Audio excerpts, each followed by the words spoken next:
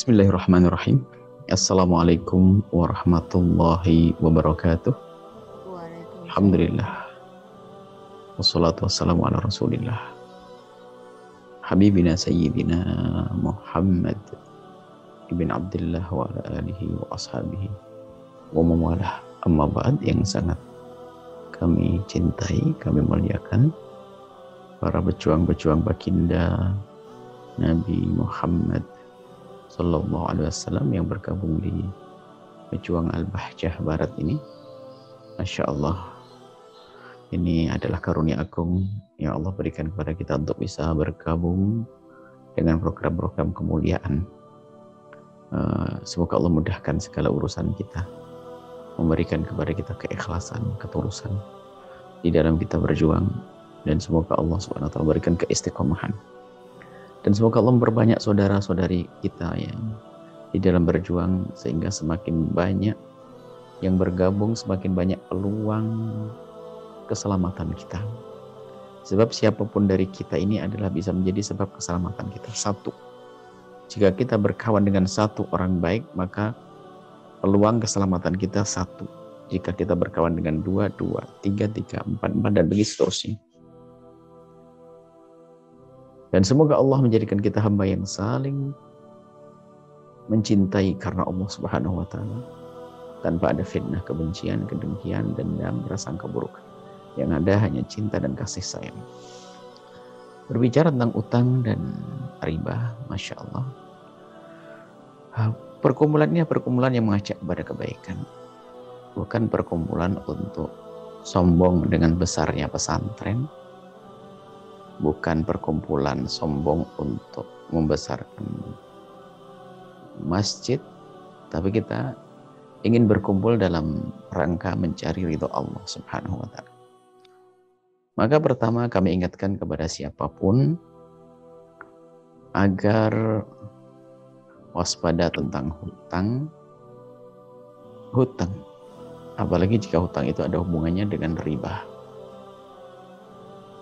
Hutang, apalagi ada hubungannya dengan riba. Hutang saja sudah membuat gelisah di siang hari, susah tidur di tengah malam. Dan dari utang ini kadang menjadi sebab seseorang mudah melakukan keharaman. Sebab hutang kan harus dibayar. Sudah jatuh tempo, ada kebingungan. Sehingga di saat dia bingung ini, seperti orang yang ke bawah hanyut di sungai, dia akan berpegang kepada apa saja. Artinya di saat kebingungan ini kadang seorang sudah tidak bisa berpikir halal haram. Sehingga targetnya adalah bagaimana saya bisa bayar utang, menutup kredit saya. Sebab kalau tidak saya tutup sekarang nanti tambah bengkak, belum lagi nanti saya malu kepada orang. Urusannya bukan Allah lagi. Yang banyak seperti itu. Kalau punya utang biasanya, makanya bukan utangnya. Kadang utang normal. Tidak ada riba sekalipun, ini normal. Bisa. Tapi di balik ini setan menunggu. Di saat seseorang tidak bisa membayar utang, sementara hubungan antara yang punya uang dan punya hutang ini adalah karena hubungan baik. Sehingga yang berpinjam, yang punya hutang itu kadang tidak ingin memutus tali persaudaraan. Sehingga dia memaksakan untuk bisa membayarnya, biarpun hanya dengan cara yang haram. Ini banyak sebagainya. Nah, ini maka dari itu urusan utang, ayo kita berusaha untuk memperkecil, kalau bisa membiasakan untuk tidak terjerumus di dalam hutang. Gaya hidup kita harus kita benahi. Jangan mengikuti gaya hidupnya orang. Kita tidak perlu membeli sesuatu sebelum waktunya. Urusan dunia, lihatlah orang yang ada di bawah kita agar kita senantiasa bersyukur. Bukan membesarkan kerakusan dan ketamakan kita. Dan sungguh kerakusan dan ketamakan akan subur kapan mata kita selalu melihat kepada orang yang lebih sukses dari kita. Boleh kita melihat orang yang lebih sukses dari kita dalam irama untuk meniti cara suksesnya, semangatnya, dalam berjuang mencari kesuksesan, boleh. Tapi kalau menjadi sebab kita itu tidak mensyukuri apa yang Allah berikan kepada kita, maka itu pandangan yang menjerumuskan. Sehingga yang tumbuh adalah tamak, rakus. Sehingga menjadi orang harus meminjam uang, ngutang, bahkan kadang tidak ada utang yang normal. Dia harus ngutang yang ada ribanya pun tidak peduli lagi. Disinilah setan tepuk tangan. Setan tepuk tangan, padahal dia tidak terlalu perlu amat kepada ngutang, cuman karena sudah dikuasai oleh setan, dirindukan kepada kesombongan, lalu muncul ketamaan, lalu dia masuk wilayah riba dengan berpinjam uang dengan cara yang ada ribanya. Na'udzubillah. Mari kita membiasakan hidup dengan sederhana, tanpa utang. Ketahuilah, kalau orang cara hidupnya benar, maka dia sangat mudah berbuat baik. Ada satu orang yang hidupnya di negeri yang subhanallah, hidupnya tuh dengan mahal. Semuanya serba mahal pembayarannya. Susah mereka berderma, karena harapan mereka adalah dia harus menutupi cara hidupnya dia. Maka orang yang gaya hidupnya berfoya-foya, itu susah dia untuk bisa menjadi seorang dermawan yang sesungguhnya. Karena apa? Dia memikirkan cara hidupnya saja sudah besar mahal. Tapi di saat kita membiasakan dengan kesederhanaan, maka berbuat baik begitu mudahnya. Karena apa? Dia nggak terlalu penting, nggak akan terlalu pusing berpikir tentang bagaimana dia cara menjalani hidup. Karena dengan kesederhanaan dia bisa. Biarpun seandainya seseorang diberi oleh Allah rezeki yang melimpah, bisa ini, bisa itu, akan tapi lihat cara pendidikan yang diajarkan baginda Nabi adalah tetap melazimi kesederhanaan. Kesederhanaan bukan kurang, tetap makanan bergizi dan seterusnya. Termasuk kalau kita bisa makan di tempat yang cukup 100.000 kita bertiga lalu kenyang, kenapa kita harus ngambil yang 1.500.000 misalnya? Bukankah dengan 100.000 selebihnya kita bisa berbagi kepada yang lainnya, bersedekah? Dan sungguh membenahi cara hidup ini hal yang amat penting.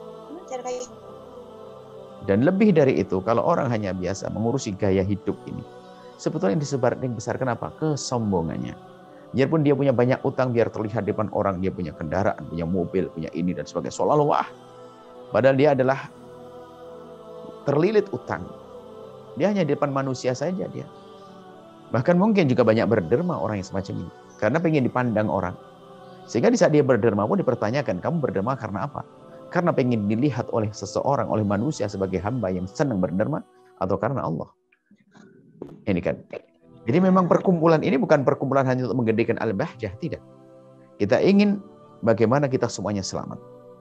Kami tidak rela jika ada orang terlilit utang lalu dia membantu pondok pesantren, sementara utangnya sudah jatuh tempo. Nah, ini dengan beginilah akan semakin berkah. Maka bagaimana kita membebaskan diri dari utang, kemudian setelah itu membebaskan diri dari riba. Kami sampaikan, Anda yang selama ini banyak membantu di Al-Bahjah, jazakumullah ahsanal jaza. Allah balas segala kebaikan. Akan tapi himbauan kami, bukan himbauan. Kami tegaskan kepada semuanya. Jika ternyata Anda, semoga bukan Anda bebas semua dari utang insya Allah. Jika ada satu hamba yang dia senang berderma ke Al-Bahjah ini, kemudian dia punya hutang yang jatuh tempo, apalagi ada hutang yang urusannya dengan riba, maka kami himbau, kami tegaskan, selesaikan dulu urusan hutang. Jangan Anda berpikir tentang bagaimana Anda berderma.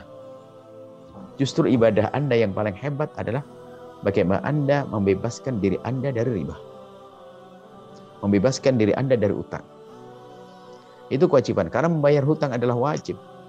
Melepaskan diri kita dari riba adalah wajib, dan Anda berderma adalah sunnah. Disepakati para ulama bahwa melakukan yang wajib adalah lebih utama, lebih gede pahalanya. Anda punya uang 1 juta dan punya utang 1 juta. 1 juta kalau Anda dermakan itu sunnah. Tapi kalau 1 juta untuk bayar utang maka wajib. Pahalanya lebih bagus untuk bayar utang. Mungkin Anda bertanya, lalu siapa yang bantu Al-Bahjah? Karena ketulusan Anda inilah. Karena ketulusan Anda dengan Allah, maka Allah akan kirim ke Al-Bahjah penolong-penolong yang banyak. Pejuang yang lebih banyak, berkat Anda yang tulus. Berkat Anda yang tulus. Maka dari itu mari semua dari kita berpikir bagaimana kami membebaskan kita dari keharaman. Jangan sampai kita menjadi seperti sebagian orang yang berbuat baik tapi dia pun melakukan keharaman. Dia berderma banyak tapi belum diberesi urusan rizkinya yang haram. Maka ketahuilah innallaha thayyibun la yaqbalu illa thayyiban. Allah Maha bersih. Tidak akan menerima kecuali harta yang bersih, yang halal, yang diridhoi oleh Allah Subhanahu wa taala. Maka kami himbau kepada semuanya, dimulai dari bagaimana kita menjalani hidup dengan sederhana, jangan nuruti gaya hidupnya orang, gengsi, prestis, atau apa saja yang disebut yang ada hubungannya dengan kesombongan. Anda boleh berpakaian-pakaian yang bagus, Anda boleh mengenai kendaraan yang bagus, tapi bukan dalam era menuruti kesombongan. Kita diperkenankan punya rumah yang enak agar keluarga kita terhormat, menggunakan mobil yang layak demi keamanan dan sebagai kenyamanan, sah. Tapi ingat, bukan dengan cara bukan karena kita menuruti kesombongan kita agar dibilang oleh orang sebagai orang yang wah. Ada sebagian orang hanya ingin dipandang orang sebagai orang yang wah, berlebihan, sementara utangnya luar biasa. Berarti dia bukan karena Allah dia ingin dipandang manusia, maka dia akan tersanjung di depan manusia saja, di hadapan Allah hina.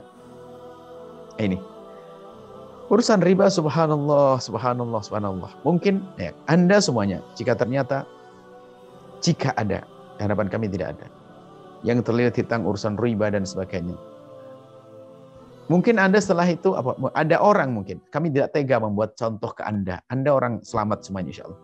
Jika ada orang bergabung dengan Al-Bahjah, dia berderma, dia punya utang jatuh tempo, ada urusan dengan riba, maka kami lebih senang kalau dia menyelesaikan urusannya. Dan setiap kali dia menyelesaikan berjalan dalam perjalanannya untuk menyelesaikan urusannya, tolong doakan. Semua yang berjuang di tempat ini, semoga Allah berikan kemudahan. Karena di saat Anda tobat kembali kepada Allah, maka doa Anda dikabul. Mintalah ya Allah, kirimkan kepada Al-Bahjah. Ya Allah, saat ini aku tidak bisa membantu Al-Bahjah. Karena aku harus menyelesaikan utangku. Karena aku harus menyelesaikan ribaku ya Allah.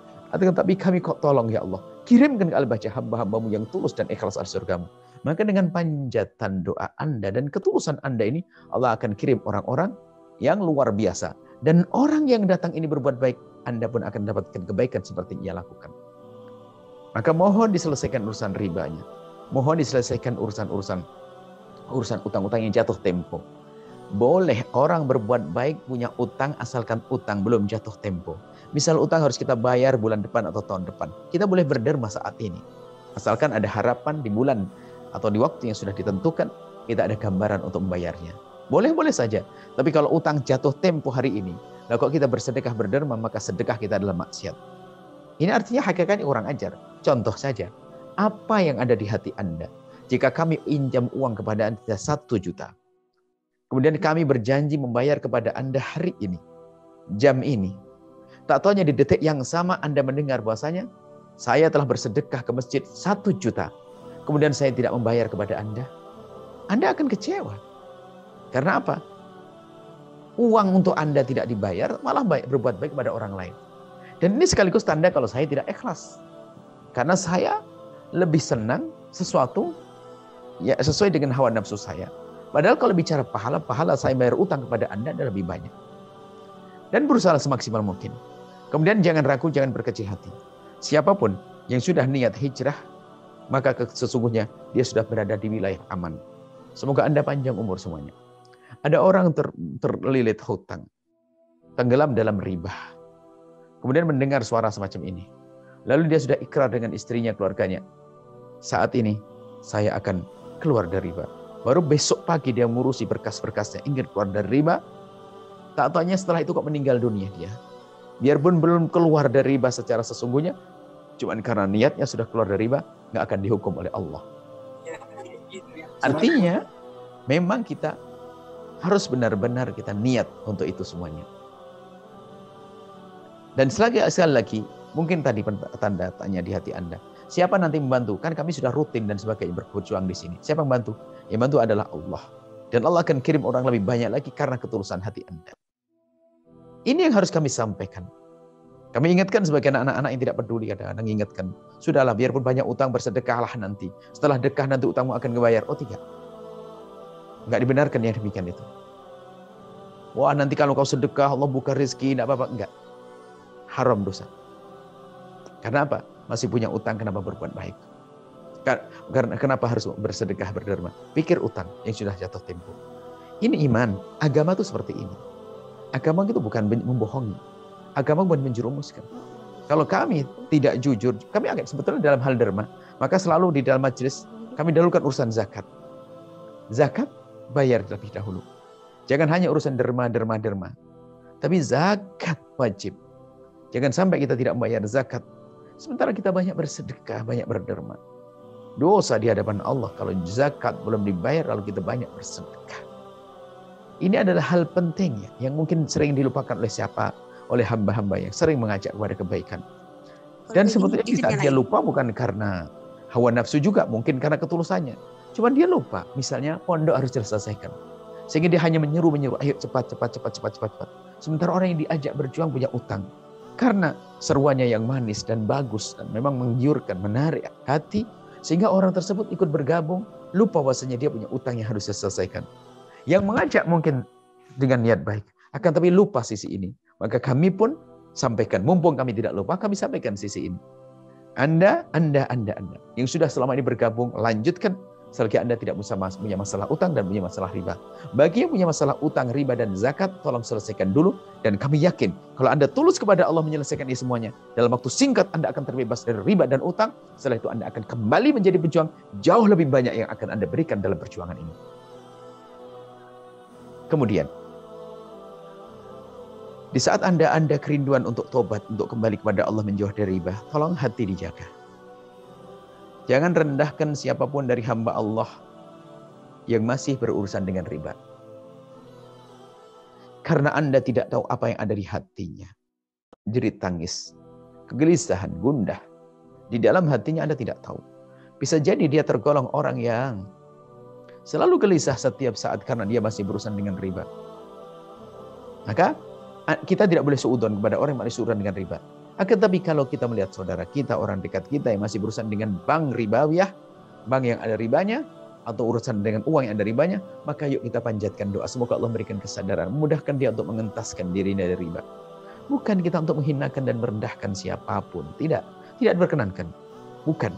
Akan tapi lihat, kita harus memandang mereka dengan hati, kasih dan cinta. Kita mohon kepada Allah. Semoga Allah memberikan kepadanya, Allah berikan kepadanya kesadaran, kemudian dalam menyelesaikan hutang-hutangnya, menyelesaikan ribanya. Ingat, bagi yang sudah, ada 3 hamba Allah yang sudah bebas dari riba, bersyukurlah.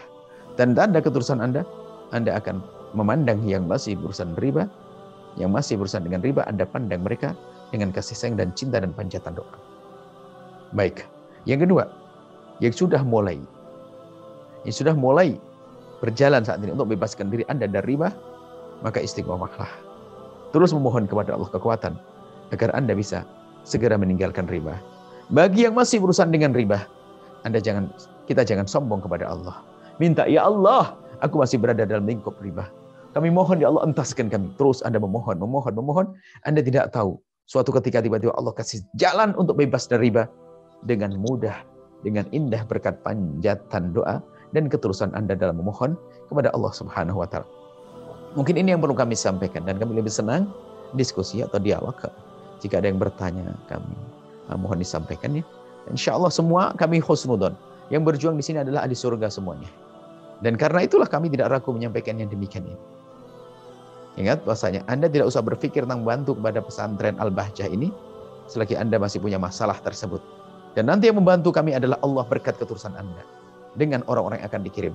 Dan Anda akan dibebaskan secepatnya karena Anda tulus. Dan setelah itu Anda bisa berjuang lebih besar lagi, lebih maksimal lagi. Ini saja, wallahu a'lam bishawab.